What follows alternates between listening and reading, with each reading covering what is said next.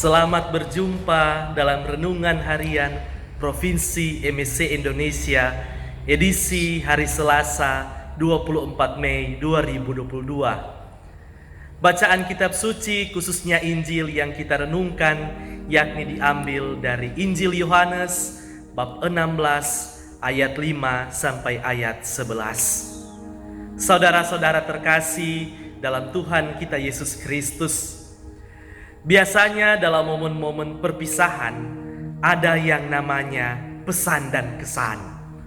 Misalnya seorang romo yang akan pindah tugas pada momen perpisahannya dengan umat di mana ia bekerja, dia akan diminta untuk memberikan kesan selama ia melayani di paroki itu dan pesan bagi umat yang akan ia tinggalkan. Nah, pesan-pesan terakhir seperti ini biasanya punya bobot makna yang lebih mendalam karena sudah disaring dari begitu banyaknya pesan, dan akhirnya pesan inilah yang ia pilih dan ia tinggalkan bagi umatnya. Pesan-pesan terakhir seperti ini biasanya menjadi inti atau kristalisasi dari begitu banyaknya pengalaman, harapan, atau cita-cita yang telah ia refleksikan dan boleh ia tinggalkan. Atau misalnya pada momen-momen yang lebih mengharukan, yakni ketika orang tua kita berada dalam sakratul maut. Pada momen itu ia menitipkan pesan-pesan terakhirnya. Nah, pesan-pesan terakhir seperti ini akan dilihat lebih mengikat, atau kalau boleh dibilang lebih menuntut untuk dilaksanakan dibandingkan dengan pesan-pesan biasa lainnya. Lepas dari apa isi pesan itu, tapi karena pesan ini merupakan pesan terakhir, maka orang biasanya akan lebih memberi perhatian dan akan terus mengingatnya.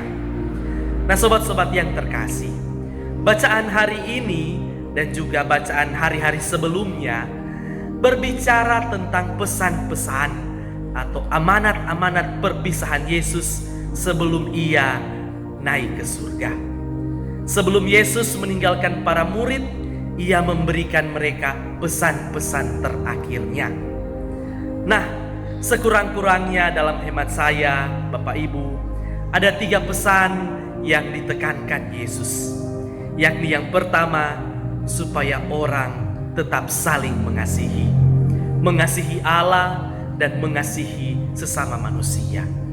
Cinta dan kasih menjadi hal yang utama bagi para pengikut Kristus. Dan pesan yang kedua yakni supaya jangan takut, jangan gelisah dan jangan cemas. Bahwa dalam mengasihi Allah dan mengasihi sesama, kerap orang menghadapi banyak tantangan dan pergumulan. Nah, untuk itu Kristus memberikan pesan, jangan takut, jangan gelisah, apalagi gentar. Mengapa? Yakni pesan yang ketiga, kepada kita akan diutus Roh Kudus. Kepada kita akan diutus Roh Penghibur yang senantiasa melindungi, menyertai, dan mendampingi. Dengan kata lain, bahwa dalam amanat perpisahannya, Yesus kembali mengingatkan kita akan misi dan panggilan kita. Titik tolak dan tumpuan serta misi kita itu jelas. Semua orang dipanggil untuk mengasihi Allah dan satu sama lain. Bahwa dalam usaha itu kita tidak perlu takut, karena ada Roh Allah yang menyertai saya, Bapak, Ibu, saudara-saudari sekalian. Amin.